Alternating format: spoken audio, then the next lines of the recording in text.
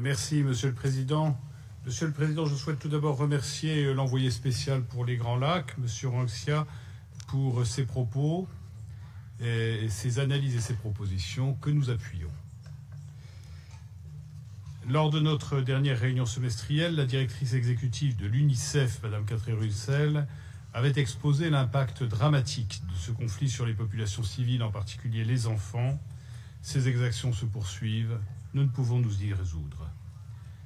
En avril, nous avions également écouté le ministre des Affaires étrangères de l'Angola, M. Tete Antonio, présenter au titre de la présidence angolaise de l'Union africaine les efforts régionaux de paix.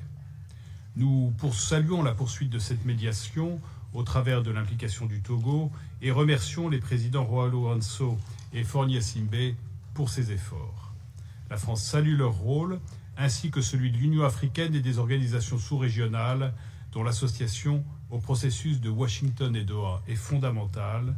Les efforts des États-Unis et du Qatar ont abouti à des accords qui doivent maintenant être appliqués effectivement sur le terrain. Le processus de Luanda avait établi les bases opérationnelles d'un plan harmonisé sur la neutralisation des FDLR et le retrait des forces rwandaises. La reprise de ce plan dans le cadre de l'accord de Washington rappelle le caractère incontournable des contributions régionales.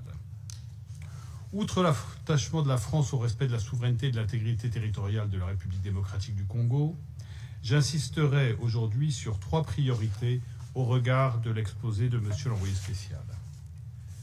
Tout d'abord, la France condamne une nouvelle fois les attaques des groupes armés contre les civils, la dégradation de la situation humanitaire et sécuritaire, les discours de haine, et elle appelle tous les groupes armés à y mettre fin. Il est intolérable que se perpétue un système dans lequel des accords de paix sont conclus, mais ne sont pas suivis d'effet. La résurgence des attaques perpétrées contre les populations civiles par les groupes armés, notamment le M23 et les forces démocratiques de libération du Rwanda, contribue à la dégradation d'une situation humanitaire déjà catastrophique. Les ADF affiliés à Daesh multiplient leurs attaques terroristes contre les populations civiles dans le Grand Nord et en Ituri. Dans le sud Kivu, le M23 fait peser un risque d'encerclement sur Uriva, à la frontière avec le Burundi. La France appelle à ce que les discours de haine cessent, notamment ceux propagés par certains éléments des Wazalando. La mission de protection des civils de la MONUSCO joue un rôle déterminant.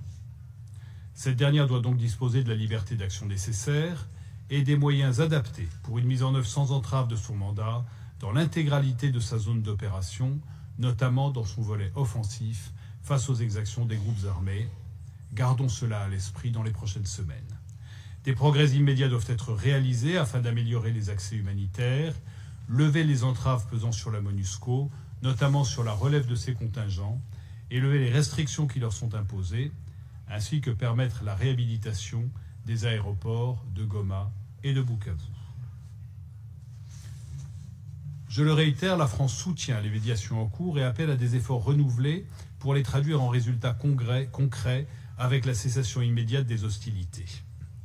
L'implication du Conseil et de l'ensemble des partenaires régionaux et internationaux est centrale, afin d'enjoindre les parties à honorer leurs engagements pris dans le cadre de l'accord de Washington agréé le 27 juin et à respecter la résolution 2773 adoptée à l'unanimité de ce Conseil.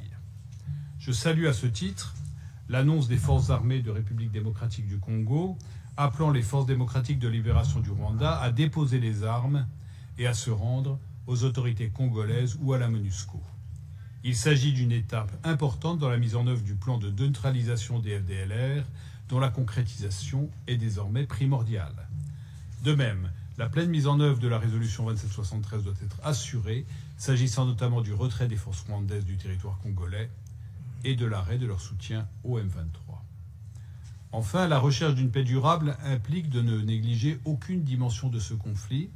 L'envoyé spécial l'a rappelé, cela passe par des réponses aux problématiques liées à l'exploitation illégale des ressources naturelles, aux déplacements forcés, aux discours de haine, à la lutte contre l'impunité, au respect du droit. Nous soutenons le travail des Nations Unies dans ce sens, ainsi que la contribution des sociétés civiles et les pistes ouvertes par l'accord de Washington.